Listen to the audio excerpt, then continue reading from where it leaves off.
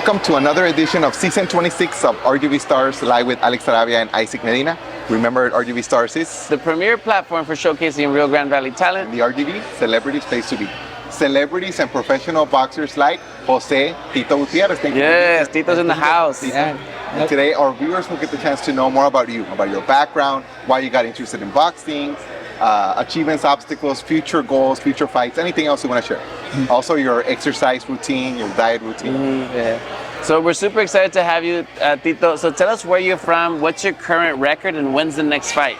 So I'm from Sullivan City, Texas. My current record is 3-0 with 2 knockouts.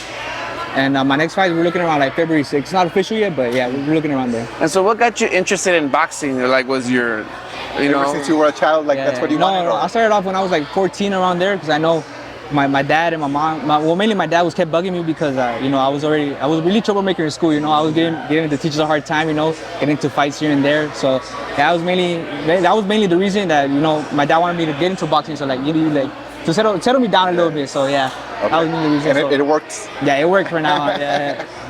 Wow, and how supportive was he when you first started your career in boxing, and mom too? Yeah. Because we've heard from many of the boxing mothers that they are afraid of watching their They don't want to see it. They won't go to the fight.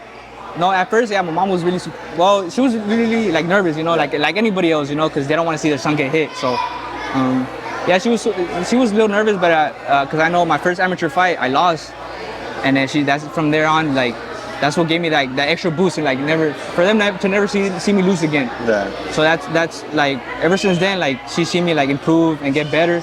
So right now she's less nervous. So. How many amateur fights did you have more or less? I didn't really have too much, to be honest. I had 5 or 6. I didn't really have that much of an amateur record. Yeah. Mm-hmm. Wow. My team felt ready. I was ready to turn pro. So yeah. So there it is. There's a record with 2 knockouts. Mm-hmm. Tell us about your routine, exercise routine, diet, in preparing for a fight. We usually wake up around, with my boy Esteban, because we have a camp house. So me and my boy Esteban, wake up around 5:30, 6:30 a.m. Esteban, who has been here. Yeah, shout out to him. Yeah, we wake up around 5:30, 6:30 a.m. Run our miles, and then come back and then eat around 7. Because everything has to be timed, everything has to be. We can't miss our meals or our exercises because it messes up our body stuff. So so everything has to be on a certain time. So at 10 we have a snack, and we have lunch at 12, and from 2 to 3 we have strength and conditioning, and then we have another snack around 4, and then at 7 we go to our boxing gym. And what's your fighting weight? Before the fight, it gets even stricter. Oh yeah, it gets very stricter because we have to weigh our meals. So everything has to be 2 weeks before, to fight day. We have to weigh our meals. Everything has to be 3 ounces. We have to cut off the rice to for fruit. So yeah. Very hard with all the delicious food. Yeah, I know, bro. So what's your fighting weight? Right now, we're still figuring out my weight, because I never been this low. Okay. So before turning pro, I ballooned up all the way to 167. Okay. So I had to make my pro debut at 130. And then my second fight was around 122. Okay. And the last fight was 121. But we're looking around this next fight, we're looking around to drop out at 118. Okay, 118. Yeah. Okay, good. How's your relationship with the boxers here in the Rio Grande Valley? Any role models that you have, like the Figueroa brothers or other people? Oh yeah, I really look up to the Figueroa brothers, because they're the only ones that put in the valley on the map. They've both been here on the show. Oh really? Yeah. Shout out to them. And their father also has been. Mm-hmm. Yeah. Shout out to them. They've really been a huge inspiration to me because they're the only ones that made it that big so far in the boxing industry. The Juarez family also. Right? Oh yeah, the Juarez family. Yeah. Shout out to them. No, but mainly my main role model is my coach. Because he was an Olympian, an ex-Olympian in the Barcelona Olympics in 1992. Javier Calderon. Yeah, so he's mainly been my role model. He's shared me stories about him going to Australia, fighting in Cuba, winning a medal in the Olympics too. Maybe one day he can be here on the show. Yes, I hope one day, yeah. But overall, you get along with the boxers here? Yeah, everybody else, they're all my friends mainly, so yeah. And of the famous boxers, any role models that you have, nationwide? Or one you like to emulate? The main one I look up to is Manny Pacquiao, Pacquiao. He came up from a rough background, I come from a rough background too, so I relate to him a lot more. So yeah. And what would you say has been your biggest achievement and biggest obstacle in your young professional career?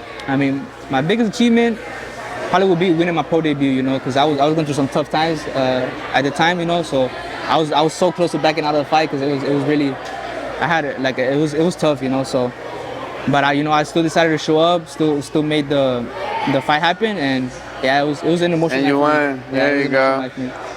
And what advice? The obstacle. Yeah, Oh, the obstacle. Yeah.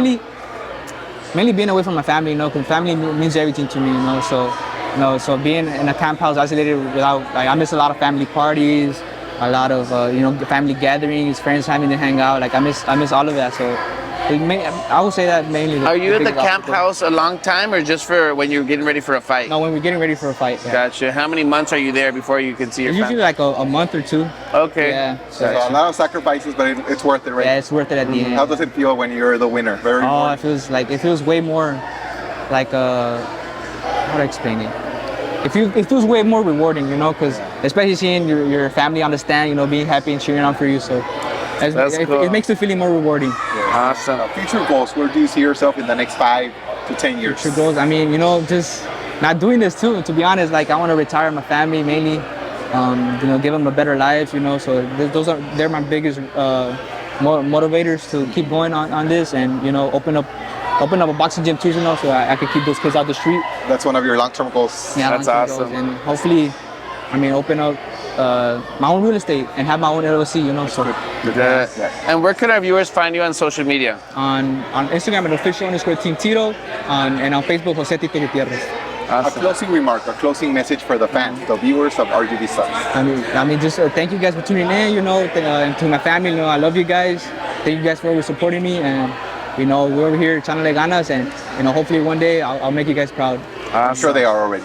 Thank you. And we wish you the best, more success, more blessings, more victories. Appreciate Yeah. it. Thank you, brother. Thank And you. also, happy holidays, happy New Year. Oh, likewise. Happy 2026. holidays to everybody. And this was another edition of season 26 of RGV Stars, live with Alex Sarabia and Isaac Medina.